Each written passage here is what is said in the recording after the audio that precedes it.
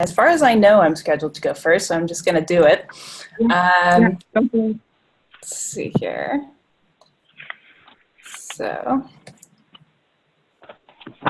all right. So I'm sharing my screen. Should be able to see my slides on the screen. It all looks good for me. Thanks everyone for taking the time. It's always really fun to catch up, and I'm looking forward to sharing some of the work that I've been doing on the SERMeQ model. So as Caitlin mentioned, I'm currently based at the Massachusetts Institute of Technology, and this is some work that I started during my PhD at the University of Michigan with Jeremy Bassis. So the major question motivating this study is how fast can the Greenland ice sheet calve its mass away?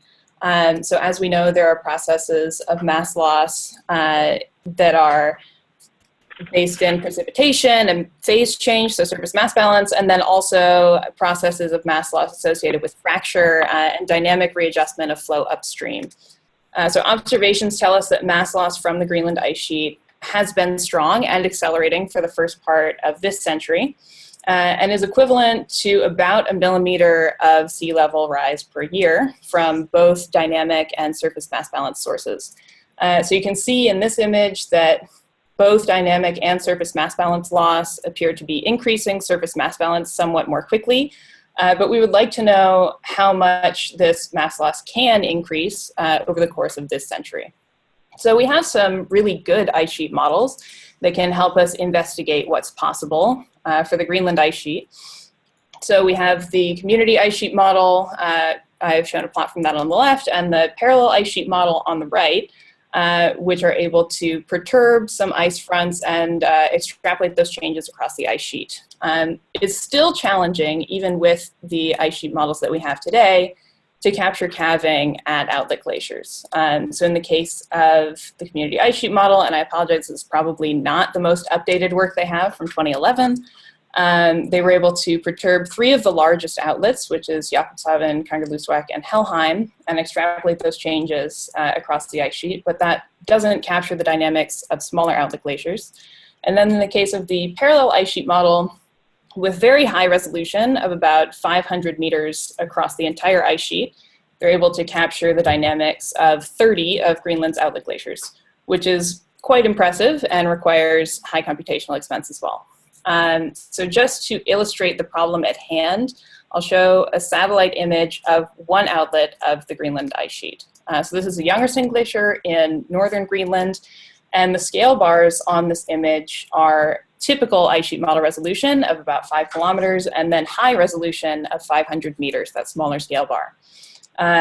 There is an outlet glacier flowing from photo top right to sort of photo center, and you can see the glacier terminus indicated with a yellow arrow, and some icebergs floating in the fjord in front. So we can tell that even with very high resolution in an ice sheet model, there are important subgrid scale processes associated with iceberg calving and the loss that the ice sheet might see over the course of this century. So this is an example of one outlet of the ice sheet, and at continental scale, there are more than 200 outlets of the Greenland ice sheet, which I'll highlight with a surface velocity plot. So you can see brighter colors are faster moving ice, and you can see all the way around the edges of the Greenland ice sheet, ice is draining out through fjords into outlet glaciers and calving at the edges there. All of these 200 outlets have these important subgrid scale processes going on, and all of them are both flowing and breaking at the same time, which makes them complicated to include in usual continuum models. And so in the most recent work of Andy Ashwandon and some other authors who are probably also on this call, they have found that for the millennial scale contribution of the Greenland ice sheet to sea level, it's really crucial that we resolve outlets to reduce uncertainty in these mass loss projections. So with these 200 outlets all around the Greenland ice sheet, we can revise our question a little bit. So when we ask how fast the Greenland ice sheet can calve its mass away, what we're really asking is how fast the 239 outlets of the Greenland ice sheet can calve their mass away. So again, when we talk about surface mass balance, it's the whole ice sheet involved. But when we talk about calving, those processes are limited to sort of the near terminus area of these 200 plus outlets. So SERMeQ is a model that addresses the near terminus dynamics of those outlets. So I'll just show a schematic and explain how that model works. So this is a schematic we're probably all very familiar with, processes of glacier mass gain and loss. You see a glacier or ice sheet, as the case may be in white, accumulating mass up toward the summit, flowing downhill toward the terminus, melting, and then at the front, melting and iceberg calving are taking place. So SERMeQ focuses on those dynamics really close to the terminus, and we codify these assumptions about how ice flows and breaks. So firstly, that ice is a deformable material with a yield strength. So this just means that there is a critical stress beyond which the flow of ice changes fundamentally. So when the stress within the ice is lower than the yield strength, we have viscous flow, sort of Blend's law type glacier flow that we might be familiar with. And then when stress exceeds or reaches that yield strength, then we have fracture and much more rapid mass export is possible. So SERMeQ is built on this framework. It's a very simple model using two parameters. So the first parameter, and most important, is the yield strength of ice. So that's that crucial stress at which the flow of ice fundamentally changes. And then we also have the ice temperature, which we take from observations and basic physical scaling. So into SERMeQ, we have two key inputs. We have the surface mass balance and the bed topography.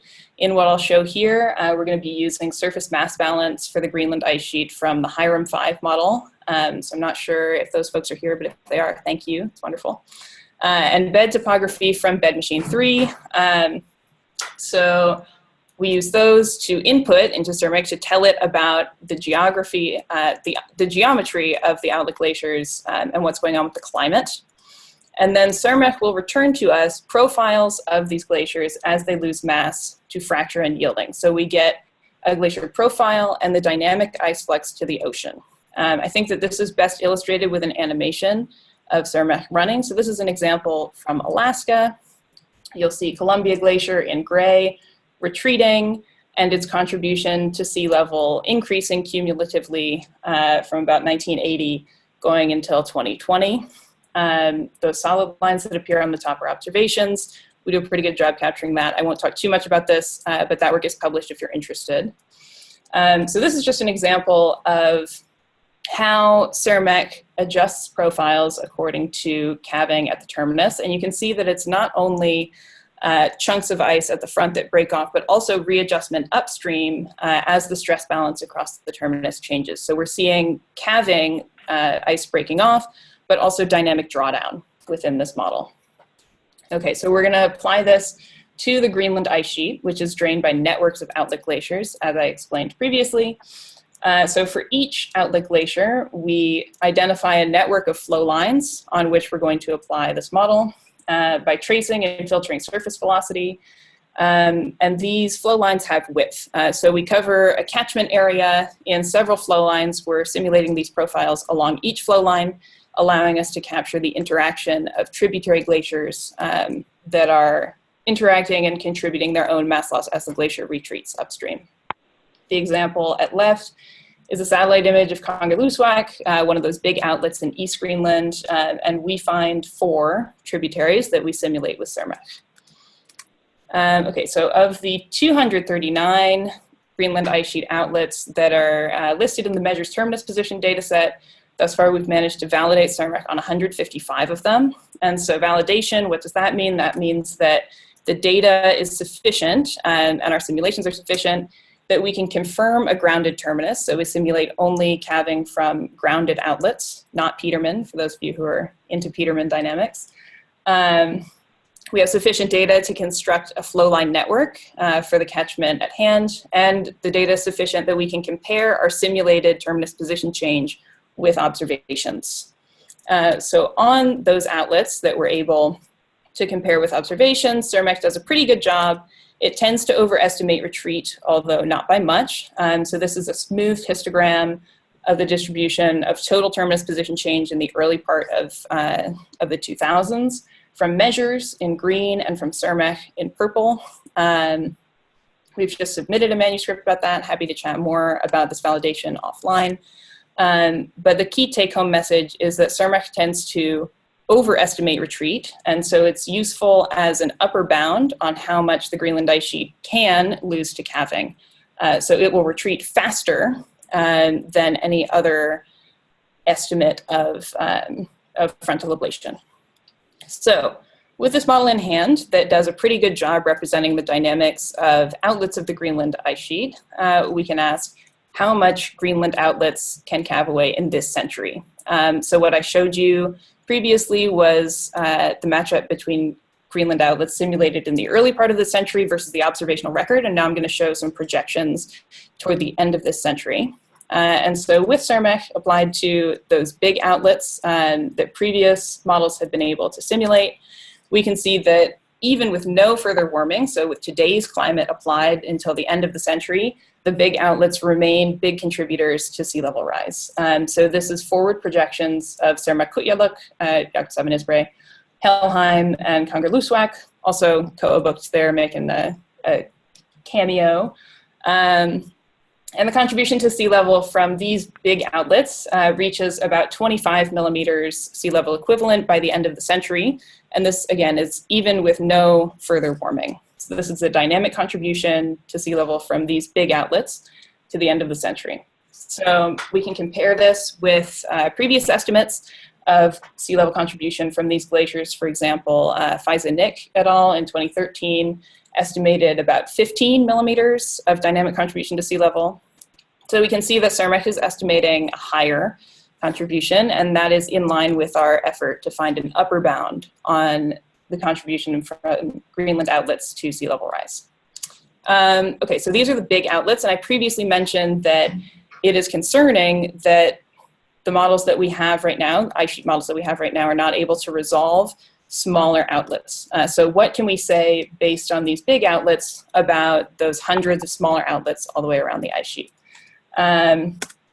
Not so much on the basis of the big outlets. So here are 10 small geographically distributed outlets, same kind of plot as this previous one, cumulative sea level contribution until 2100. And we see that from these 10 smaller outlets, small in this case just means unnamed and not typically simulated, we see a contribution to sea level rise of 1 millimeter to 1.5 millimeters by the end of the century, which is far less than those big players. And so we might say to ourselves, well, these are small outlets. They're obviously not typically simulated for a reason.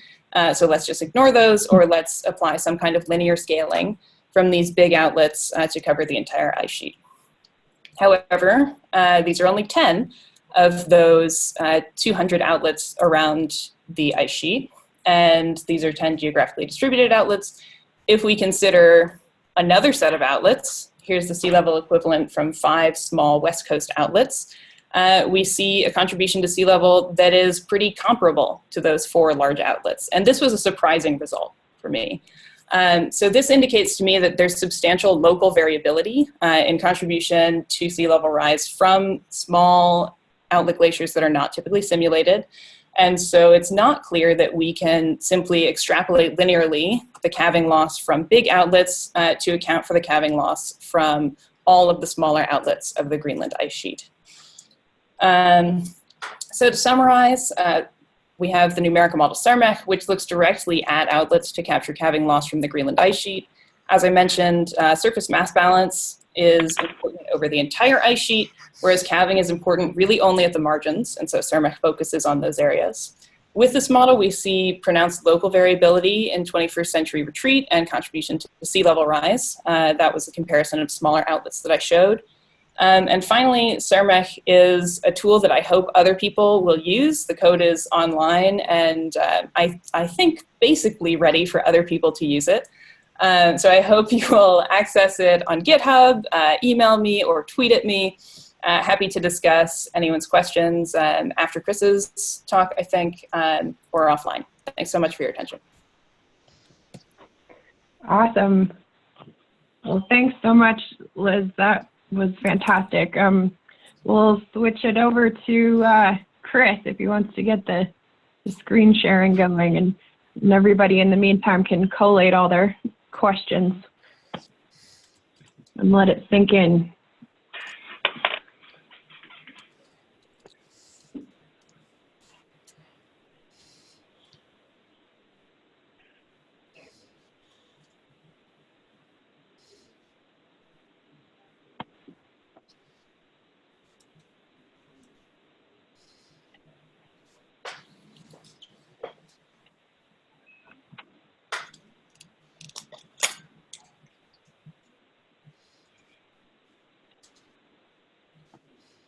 There we go. Couldn't figure out how to unmute there for a moment. Okay, can you hear me?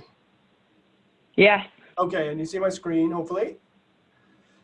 All right, so thank you, Liz. That was good. That was a good frame for what I'm going to talk about. I'm going to tackle this problem of calving from a very different scale. I want to talk about what we know about crevasse depths and how we can predict crevasse depths, and kind of revisiting some of the ways that we've gone about this in the past, because one of the common ways of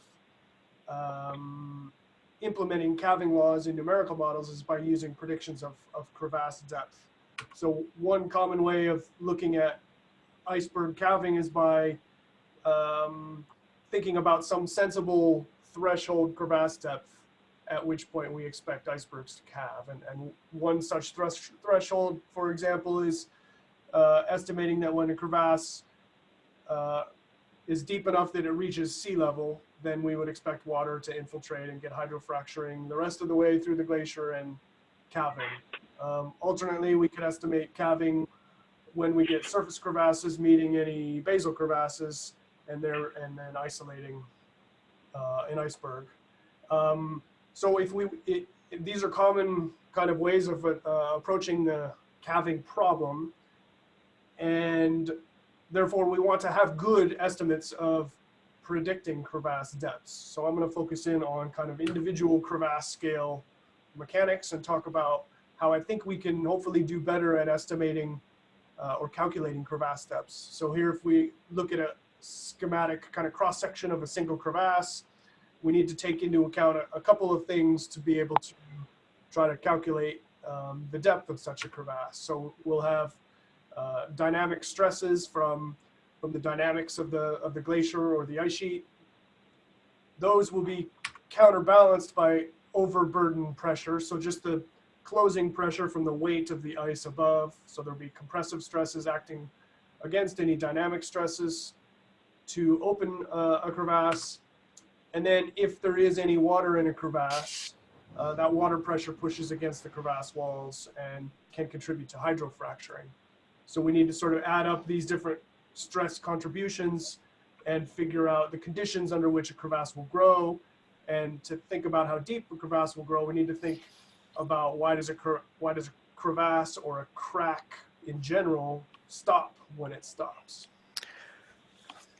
So there's two things we're going to look at: the conditions for crack growth according to fracture mechanics. We're going to look at a couple things. The first one being what we call a stress intensity factor. We use this little variable K sub 1 for this kind of crack. And this is a representation of you can think of it as representing the stress concentration near the tip of a crack in a material. So it's kind of a mathematical quantity that represents stress concentration. And this is a function of the applied stresses that we just kind of outlined, the shape and the depth of the crack, and in our purposes, the ice thickness. If we know those things, we can calculate mathematically this stress intensity factor from linear elastic fracture mechanics. And then according to fracture mechanics, we say that when this stress intensity factor is larger than what we call the fracture toughness, then the crack grows. So this fracture toughness, we use this variable K1C representing a critical or a threshold value of the stress intensity factor above which the crack grows. So we can write just a simple propagation criterion as K1 greater than K1C means the crack grows. And this is analogous to comparing stress to strength, the kind of comparing stress to a yield strength, kind of like what Liz was talking about. But then we also need to talk about and think about, why does a crack stop propagating? Why does it stop growing, or why does it arrest where it does? And if we want to estimate crevasse depths, we need to know both the conditions that would make a crevasse form and grow in the first place, and the conditions that would have the crack stop growing. And so we can imagine that if a crack grows when this K1 is larger than the fracture toughness, then they must stop growing when the stress intensity is less than the fracture toughness, right? That seems like a sensible assumption or a sensible hypothesis. And this has been the prevailing assumption in fracture mechanical models for decades, at least applied to glacier ice. But it turns out there are studies of crack arrest in many other materials. If you dive into the fracture mechanics literature, this stuff has been studied for many other materials, but not so much for ice. And what people have found is that fracture arrest is not the reverse of fracture growth. So these are kind of two separate processes. Growing a crack and stopping a crack are different things. And it turns out that we can characterize crack arrest using a separate parameter, Ka, that we call the arrest toughness. And it turns out that this arrest toughness that characterizes cracks stopping is smaller than the fracture toughness. And that's always the case for other materials where this has been measured. And depending on the material, this arrest toughness ranges between sort of 30% to 90% of the fracture toughness, the initiation toughness. And I threw just a few references out here, kind of just to demonstrate that this has been known for many decades for many other materials. So then we probably need to adopt two now conditions for crevasses. One for formation of crevasses when the stress intensity is sufficiently large to get a crevasse to grow and form in the first place, and then a separate one for where the crevasse arrests or stops where it does. And I'll kind of graphically walk through the implications of this here. So on the left panel, I've got the stress intensity factor on the y-axis and a dry crevasse depth here on the left. And if we follow the approach in Van der Veen in his classic surface crevasse paper for a kind of moderate stress of 100 kilopascals and a 500 meter thick glacier, we would calculate that the stress intensity varies as a function of the crevasse depth, initially increasing and then eventually decreasing and eventually falling below zero when you get sufficient overburden stress to prevent a crack from forming. And then the classic approach is figure out what your fracture toughness is, and we know this reasonably well from experimental data on ice. So we know what that value is approximately, and we say that the crevasse will propagate until this curve falls below that threshold. So in this case, we would estimate a crevasse depth of sort of about 14 meters. Now we can look at what would happen if we now added some water to that initially dry crevasse. And with the same y-axis here, this is the level of the fracture toughness for crack growth. Anything above that would suggest the crack would propagate. And for that crack that just stopped propagating at 14 meters deep, if we add any water to that, the crack will hydrofracture and continue to grow. How much deeper it grows depends on how much water we add, but any amount of water added to that crack that just stopped here will continue to propagate. But now, if in fact we can characterize crevasse crack arrest in ice as in other materials with this arrest toughness, and if it's smaller than the fracture toughness, so for the sake of argument here, I'm saying, say it's 50% of the fracture toughness, then we would actually estimate that the crack grows deeper initially by sort of 1 to 2 meters in this case under these stresses. So the crack will grow deeper into the ice before it stops. And then if we add some water to this crevasse, something interesting shows up. We see that we actually have to add quite a bit of water to this crack before it would start to grow again. In other words, there's some stable water storage capacity in this recently arrested crevasse before you would get hydrofracturing. So there may be stable water storage capacity in many crevasses. So the question kind of we want to ask is then, what is the stress intensity factor at the tip of existing crevasses? Can we quantify something like this, like a level of an arrest toughness. And we're going to go about this in a number of ways. We now have methods to measure, kind of in a semi-automated way, measure crevasse depths. I've been collaborating with Ellen Enderlin, and she has a recent paper with Tim Bartholomew, where they used IceBridge LiDAR data and automatically measured crevasse depths all over Greenland. And the idea is we want to do the same thing. In principle, we should be able to do the same thing with ICESat-2, measure crevasse depths all over the place, and then combine those depths with stresses that we can get from a large-scale ice sheet model. I work with the ice sheet system model, ISSM, so we use that, and then put together observed crevasse depths with modeled stresses, and then be able to calculate this stress intensity factor at the tip of existing crevasses in the field and test this hypothesis. Is there indeed some separate arrest toughness, and is it different from the fracture toughness, and how much different? At the same time, we're setting up some experiments in our cold laboratory here at Montana State. And so I've got some students that have been doing some kind of prototyping of fixtures, and we're close to having these set up. The idea is we'll take an ice core shaped sample, we can cut a notch in it, and then a little chevron notch within this slot here to force the crack to start in the middle of the core, and then we can drive the crack open with this wedge splitting apparatus in our cold lab, and then measure crack growth and crack arrest. So this kind of test method has been used in the past to measure fracture toughness of ice.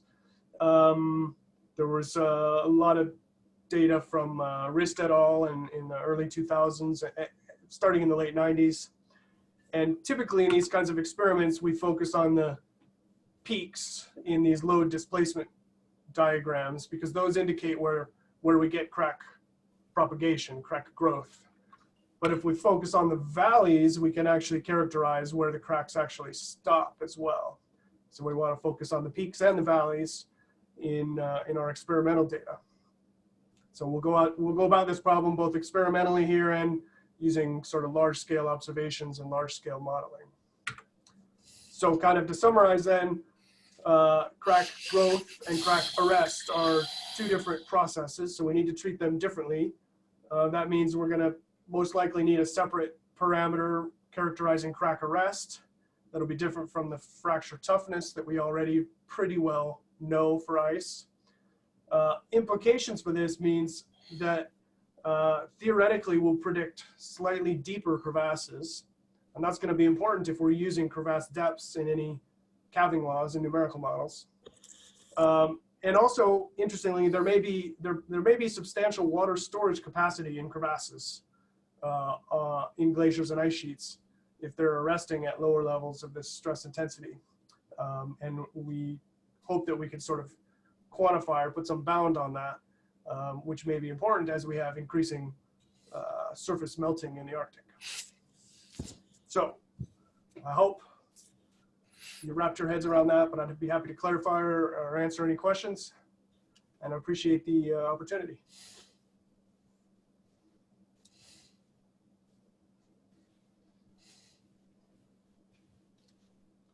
So Caitlin, I think you're still muted, so I'm gonna unmute you now, somehow.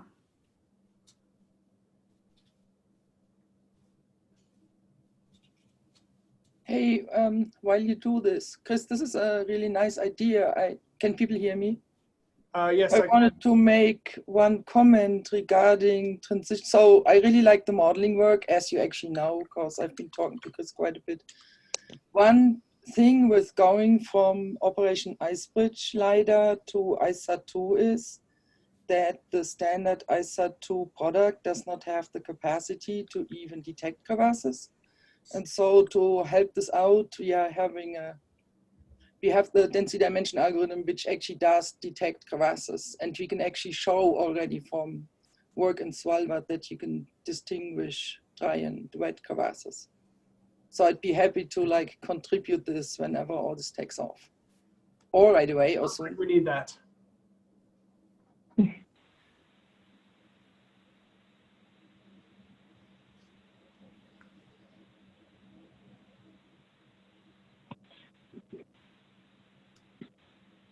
Shall I give my screen back for general discussion, or?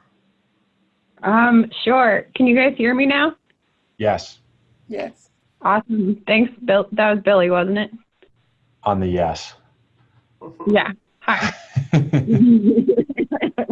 I know everyone loves having the camera turn on them, but I appreciate the friendliness. Yeah, thanks for kicking off the question. Sounds like that was actually one of my questions that popped up that you answered, Chris, was how exactly you resolve the crack geometry, and then whether or not the cracks are filled with water. It sounds like you have a lead on that, which is awesome. Yeah, I don't want to take up too much floor time, but just to play off of that with the cracks and this concept you mentioned at the end of them potentially storing water, how permanent do you imagine that water storage is? Do you have an inkling on whether that's something that would be seasonal or interannual or what?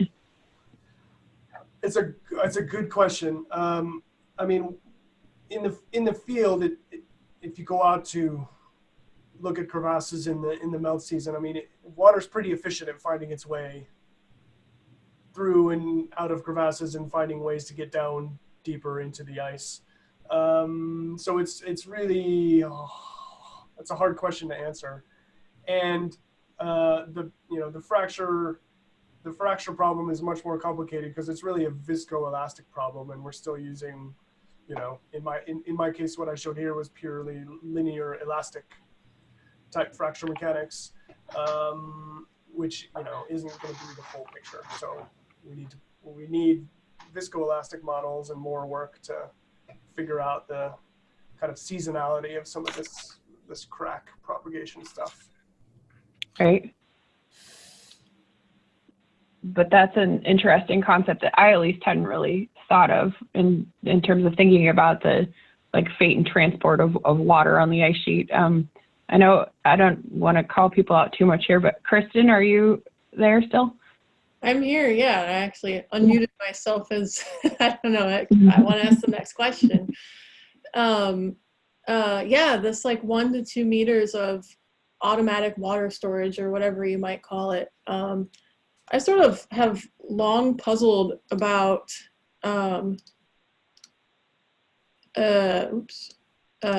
things like this, that you see these all over the, can you see my screen? Did I succeed on this? Yeah. Okay. That you see all over the ablations on these sort of water-filled ditches that are, a couple meters big or something, and I interpret them based on my own work that I need to revisit a little more as these overlie existing relic crevasses that have closed up and sort of pinched off at the top, and I think there's still water underneath them, inside these weird end glacial crevasses. But yeah, I've kind of long wondered, how is it that this water can pool up here and not reopen the fracture? And I think I learned the answer today. Yeah, So. I'd be comfortable saying that. I guess an implication is that hydrofracture is not a given. Yeah. I mean, it does depend on the glacier, actually. So, here, the glacier is just sort of sitting there, and you can see the crevasses are probably closed. So then the melting is a pretty strong process. But like Chris said, you would not expect enough force to reopen the crevasse. And not sure how to say this, I'm not a modeler, but geographically you would think it won't reopen right here. So generally it's a good start, but I think reality is a lot more complicated.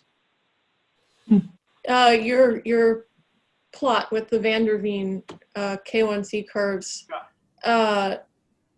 showed a number something like 1 to 2 meters that I wonder, is that going to be spatially variable, or does it change depending on what you think the fracture toughness is, or what the arrest, how variable is this 1 to 2 meters? Yeah, I've started trying to quantify that. It varies depending on, yeah, the ice thickness, the amount of stress across the crack, yeah, what you assume the fracture toughness is. So in some scenarios, the difference in predicted depths is, you know, is not much, a few percent, 5%, but in some scenarios, it's, you know, 30%. 30% of the crevasse depth. So if you have like a 200-meter crevasse or something, then we're talking about tens of meters. Yeah, yeah, in that case. It's a lot of water.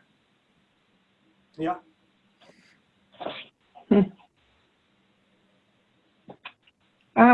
I had another question for Liz. I thought it was really interesting to see that you had resolved these smaller unnamed outlet glaciers. And I was wondering if, I know you've done some work at Columbia, but have you applied the model to other geographic settings, like say down in Patagonia or other outlet glaciers in Alaska?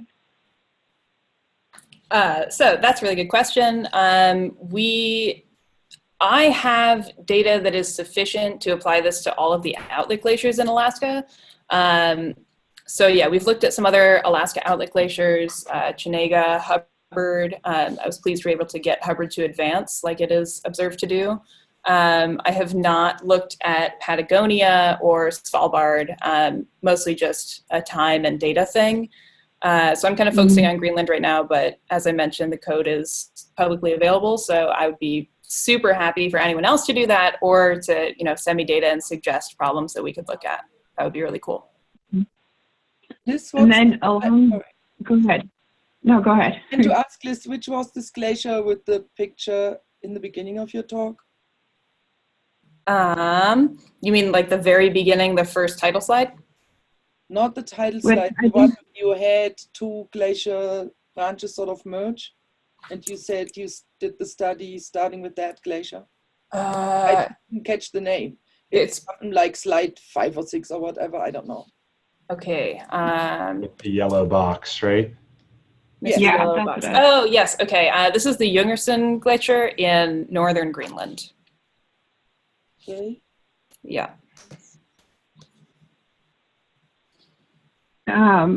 That actually maybe expands my follow-up question, which is, how sensitive are your results to that bed topography? And do you imagine that as we resolve bed topography with more precision, I mean, obviously it makes a big difference whether or not, let's say there's a sill in the bedrock topography. So have you either played around with that at all in a systematic way, or just from your kind of expert knowledge, do you have a sense of, you know, how much these results could change as the bed gets better resolved, especially in places like Alaska?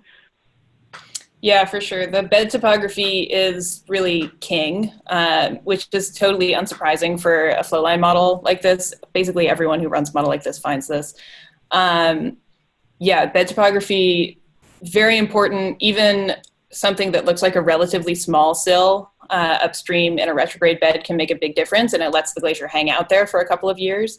I was reading today, actually, the paper from last year with the OMG and ice bridge data showing that there are some fjords in southeast Greenland that are hundreds of meters deeper than what's included in bed machine. So yeah, I'm hoping to look more into that, because I see a lot of glaciers there that they look like they're pretty much stable because they're sitting on a bed that's not very deep, and they go above sea level pretty quickly without releasing a lot of mass. But if those fjords are actually hundreds of meters deeper than the bed topography I'm using, yeah, that's going to make a big difference. Right. Hey, interesting. Liz, could you, I was really interested with your talk. I was just wondering, and I think you maybe said, if this is something you want to talk about offline, that's fine too. But for sort of calibrating or tuning your models, like, do you do that on an individual glacier basis or a global basis? And could you, I guess, elaborate a little on whether there might be time variability in those tuning parameters, or any thoughts on that? Yeah, for sure. So the only parameters that we adjust are the ice temperature and the yield strength of ice, as I mentioned. So the ice temperature, we're using the same across all of Greenland, -10°C. Haven't really played around with time variability on that, but that's going to be mostly due to geothermal heat flux and things like that.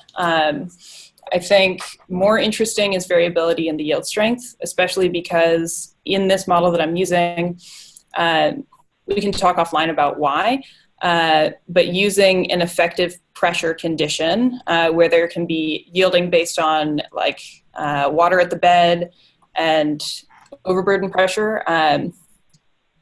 Yeah, essentially as the glacier changes over time, you can see it be stronger or weaker. But yeah, so that yield strength is optimized for each glacier on the basis of an observed surface profile. But yeah, happy to talk about that more offline if you're interested. Cool. Thank you.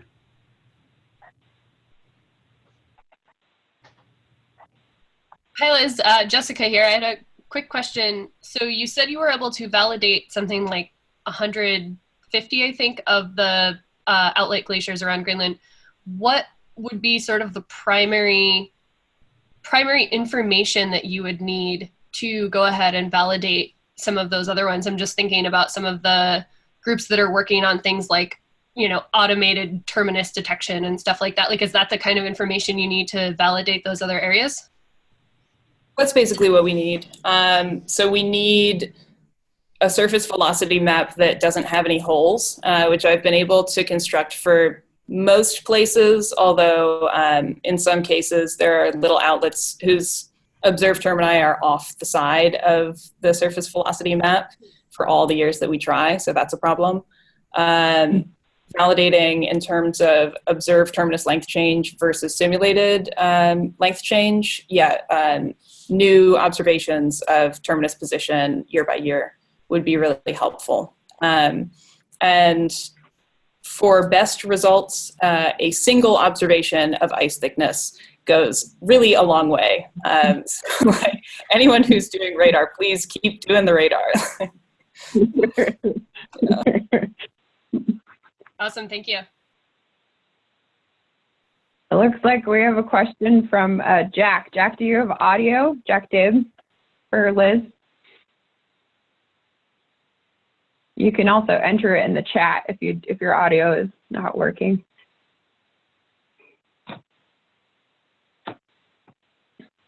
Okay, yeah, feel free.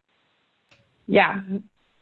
Jack, if you're having trouble with the audio, go ahead and put your question in the chat and we'll loop back around to it. But it looks like maybe we'll connect. Can you hear me now? Oh yeah, there you go. Cool, go for it. Right. So my question for Liz was at the end when she started looking at the many smaller glaciers and said, oh, here's 10 that have very little impact and are not losing mass, and here's 4 or 5 that are putting out as much ice as the big famous outlet glaciers. From what you just said, it seems like you could look at your bed topography and kind of have a pretty good confidence of how important the other 100 small glaciers are, but you kind of made the statement that it was all, the surprising thing was how variable it was, and it didn't seem like you wanted to sum them all up. I'm just curious why. Oh, yeah, it's not that we don't want to sum them all up. I think for sure we should sum them all up, because if you have the Greenland Ice Sheet is a bathtub with 239 faucets, you should sum up how much is coming out of the faucets, and Bob's your uncle. So yeah, for sure we should sum them up. And I think the point that I was making was that a linear extrapolation of just a couple of the big outlets is not necessarily going to be a good representation of what's going on across the ice sheet. So the take-home point from that is that if we say multiply the contribution of those big outlets by 5, because they drain 20% of the ice sheet by area, then we're not necessarily going to get the same answer as if we sum up the contribution from each of those 200 outlets. That's the point that I was trying to make. And to your point about bed topography, yeah, you totally can look at the bed topography and guess who is going to be a big sea level player. I know that Ginny Catania's group has done that. They have some really interesting work on the Peckley number and sort of thresholds upstream of where retreat might stop. So that I haven't worked with them, but their work is really interesting and complementary if you're interested in that. Thanks. Yeah, thank you, Jack. And I think it'd be interesting to give some airtime to let the speakers connect with one another. So maybe it looks like, Liz, maybe you have a question for Chris? Yeah, for sure. So Chris, really like your talk. This is related to some stuff that I'm spending a lot of time thinking about, obviously. And it was interesting, the arrest toughness, Ka, is different from the fracture toughness for crevasse propagation. And I'm just wondering if you can speak about sort of characteristic timescales and when we consider that a crevasse has arrested versus it's just, in the middle of an episodic propagation, and how that might relate to the kinds of stresses that you want to use to calculate that stress intensity factor. Yeah, that's a good question, and that's a tough question, and it's one that I've wrestled with, because if you go out in the field and you look at a crevasse, you can't really say is it stable, is it arrested, and is it therefore stable with respect to the local stresses, or is it just pausing between intermittent bursts of episodic propagation. I'm not sure how to resolve that, to be honest, and to be frank, but that's why I hope we learn more from the laboratory measurements, and hopefully that can help. What we can learn if we can do episodic propagation in our laboratory samples, we can hopefully learn about some of these time scales, and then hopefully use some of that insight to apply what we see in the field, I guess, is maybe the best way I can answer that. Are there any field observations of that time scale, that phenomena of crevasses opening? And I mean, I'm ignorant. I don't know how you would go about monitoring that, or even if you could. I mean, I think there are some insights from seismic studies, passive seismometers. Okay. Sure. That, kind of demonstrate that these things are sort of episodic and irregular.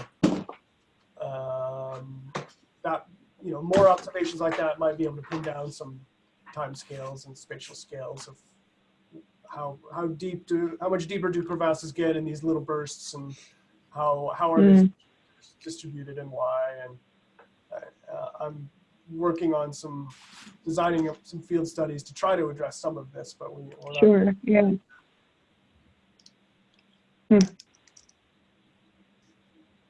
Can you, maybe this like stress regime and force balance is too different, so maybe this is a moot question, but can you take observations of the lateral propagation of cracks and does that relate at all?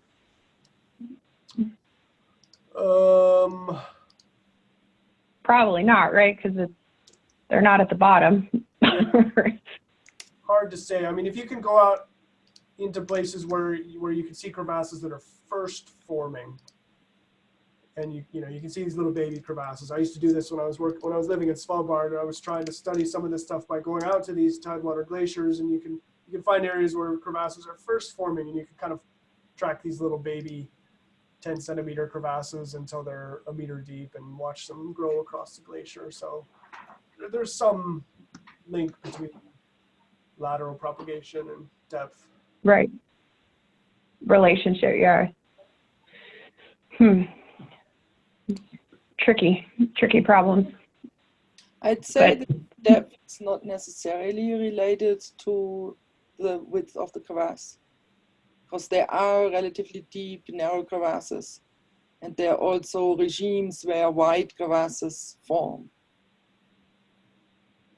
Yeah. So I wouldn't set out straight and plot a correlation function. I think that's probably not the way to go. Giving Chris more stuff to do. Yeah. I mean, we've thought about this quite a bunch, and also how to retrieve such stuff from data. So it's probably a good call to follow down this line of creating data sets which support that. So I could think about how we best do this. I mean, we have some leads using remote sensing data from our work where we could do it, perhaps. And yeah, but I wanted to see the mathematics of this talk first to see what's actually needed indeed. rather than just sort of throw something out.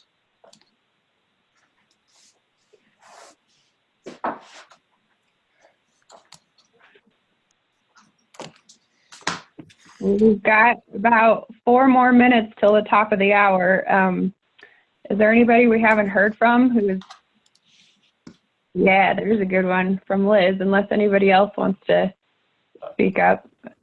Yes, the machine for making, these fracture experiments in the lab. It's not very big. I have a, I don't know, 30 by 30 centimeter wide, maybe by 50 centimeter environmental chamber that I can use to fit samples into. So we're going to work with 9 centimeter diameter ice core samples that are probably about 20 centimeters long, and we should be able to accommodate kind of that size. I think is about the biggest with that machine. I'd like to go bigger, but I'll need a new testing machine and money for that. So Chris, this is Jack again. In those experiments, how do you mimic or control the overburden pressure? Good question. Short answer, I don't. At least not with this. That seems like it could be problematic based on the formalism that you showed us. So. Yeah, no, it's a very good point. I can't do it with this style of testing machine, but it is possible to do like a triaxial experiment, and we have those kinds of test frames on campus here, but they're not in a cold lab. So if I could get an environmental chamber around to keep the ice cold, we could apply that kind of cryostatic pressure.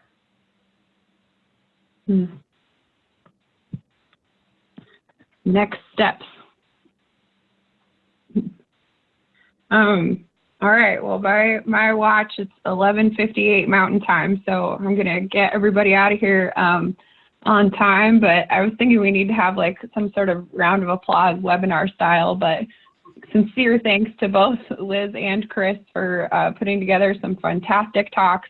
I'm sure the ripple effects of these ideas will continue to propagate through individual minds and hopefully across the community. It sounds like people had some good revelations, and yeah, it's just really cool to get everybody in the same e-space at the same time. So thanks again to our speakers and to everybody for showing up. And if you're interested in tuning in, our next webinar, not so science oriented, but more on the sort of program officer side of things, that's October 25 on a Friday. Again, Thorsten Marcus from NASA, and then Roberto Delgado from NSF. And yeah, to keep the channels open, feel free if you think of something and you want to ping one of our speakers or somebody else you saw in the chat, feel free. Kind of the idea, one of the ideas of this space is to connect folks and not just the sort of intellectual ideas. So, and go grab Liz's code from GitHub, and yeah, keep an eye out for future developments. But great work all, and have a good rest of your day. And thanks to Meredith too for walking us all through the technology snafus, at least in my boat. But all right, take care all. Have a good rest of your day. We'll see you next time. Bye-bye. Bye. Thank you.